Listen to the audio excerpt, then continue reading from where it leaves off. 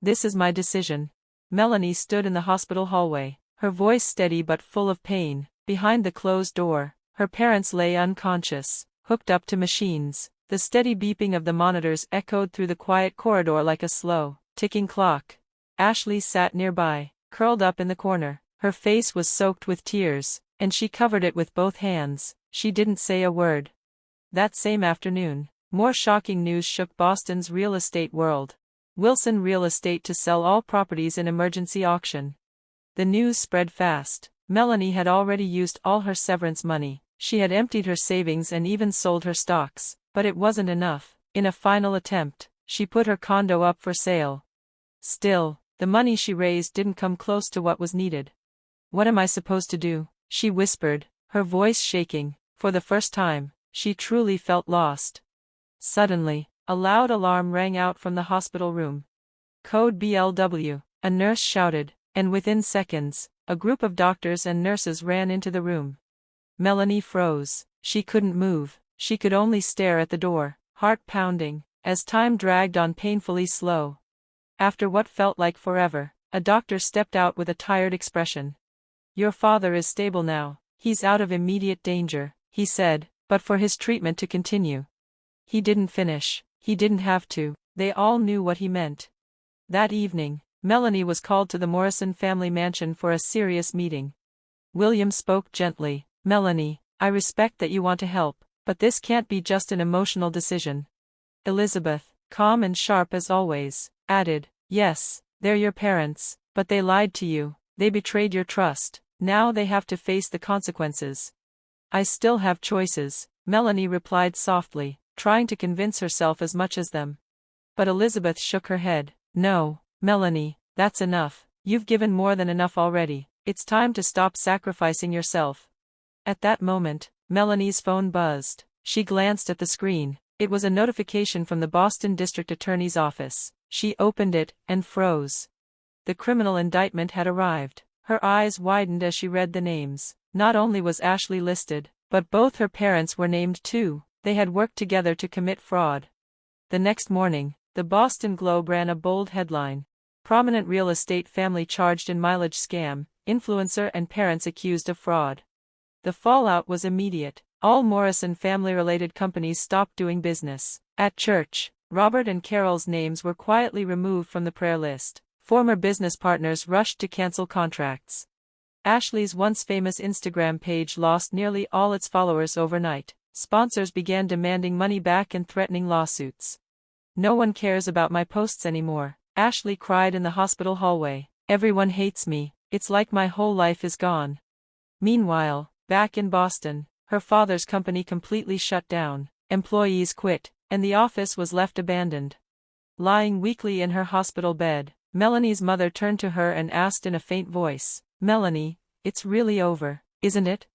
Outside the window, the sun shone brightly, casting a warm glow over the trees, but the light felt cruel.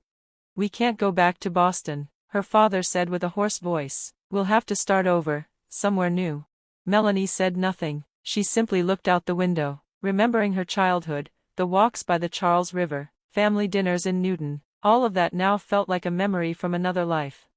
"We're moving out of the state," her mother said quietly. "We can't stay here." As her mother's voice faded, Melanie's phone buzzed again. This time, it was news from the district attorney. The mileage broker had agreed to cooperate fully with the investigation. The whole truth would now come out. James, standing beside her, gently placed a hand on her shoulder. "That's enough, Melanie, let's move forward, let's start our life." 3 months later, Boston. Melanie stood by the window in her new office at Boston Children's Hospital. Outside, the autumn leaves painted the city in red and gold. "Melanie, the board meeting is starting," Elizabeth said warmly from the hallway. Melanie smiled. She was now part of a major project, the opening of a new pediatric medical center. Her background in investment had helped her lead fundraising, planning, and organization. It was meaningful work. It was hers. "Thank you, Elizabeth," she said. As she walked down the corridor, a newspaper on a side table caught her eye. Former influencer sentenced to prison, parents receive suspended sentences. Ashley was pictured in the article, leaving the courtroom in sunglasses. She looked nothing like the glamorous girl she once was. Melanie stared at it for a moment, then turned away. "Don't worry about it," she whispered to herself, and walked on. "Your life is in a different place now," Elizabeth said softly, her eyes warm and steady. They were sitting in a large, quiet room at the hospital board meeting. Around them were doctors, donors, and planners, all gathered to talk about the new pediatric medical center, a beautiful, modern place that would care for sick children and their families. It had been James's dream for a long time, and now, it was finally becoming real. "We are deeply thankful to all the people who believed in this project," William said, finishing his speech with a respectful nod. Melanie smiled quietly.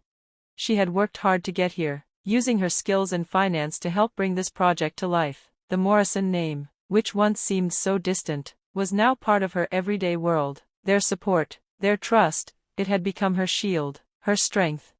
That evening, after a long day, Melanie returned to the cozy home she shared with James. When she opened the mailbox, she found a letter waiting for her.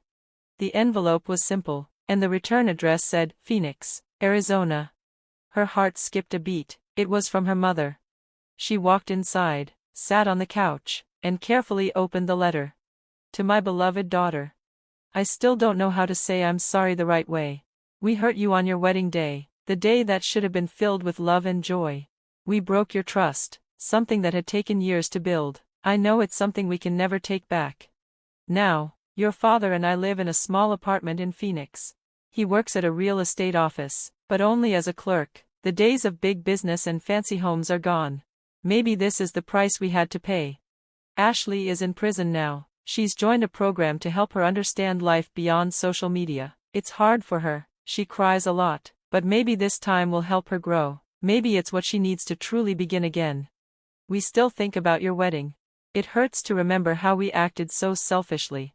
No excuse can undo it, but if I may say one more thing. You have grown into a strong, wise, and kind woman. Stronger than we ever were. We heard you found a place with the Morrison family, and that you are doing good things. We're proud of you, we really are. We won't bother you again. This will likely be the last letter you get from me. I just wanted to say goodbye, and I'm sorry. Love. Mom. Melanie read the letter slowly, every word sinking deep into her heart. When she finished, a single tear slipped down her cheek. You didn't have to read that, came James's voice gently from behind her. I know, Melanie said, turning to him with a small, calm smile, but I think I needed to. Now I can really let go. Later that night, dinner was held at the Morrison mansion. The dining room was warm and welcoming. Elizabeth had set her favorite bone china on the table, and soft music played in the background.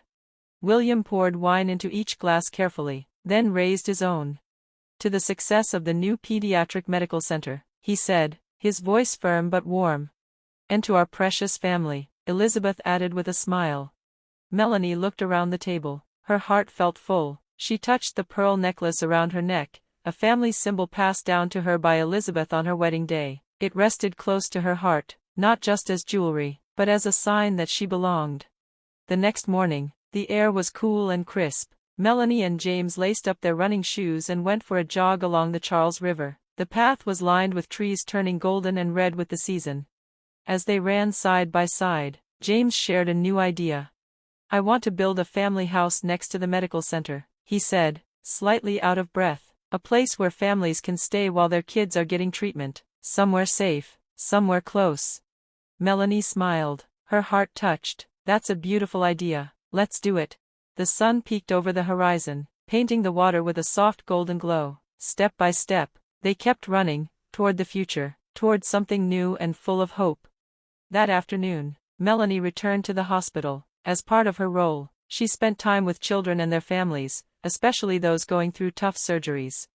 She walked into a quiet room and found a little girl sitting on a hospital bed, holding a teddy bear tightly. I'm scared, the little girl whispered. Melanie gently sat beside her and took her hand. It's okay to be scared, she said kindly, but you're not alone. Your family is here, and we'll be here too. The little girl nodded slowly, holding Melanie's hand tighter. Melanie smiled at her. Real family, she whispered, will always stay by your side. Outside the hospital window, the sky turned a soft orange, the air smelled like leaves and new beginnings. One small leaf twirled through the breeze and landed gently on the ground. It felt like the start of something new, a quiet, beautiful sign that Melanie's next chapter had truly begun.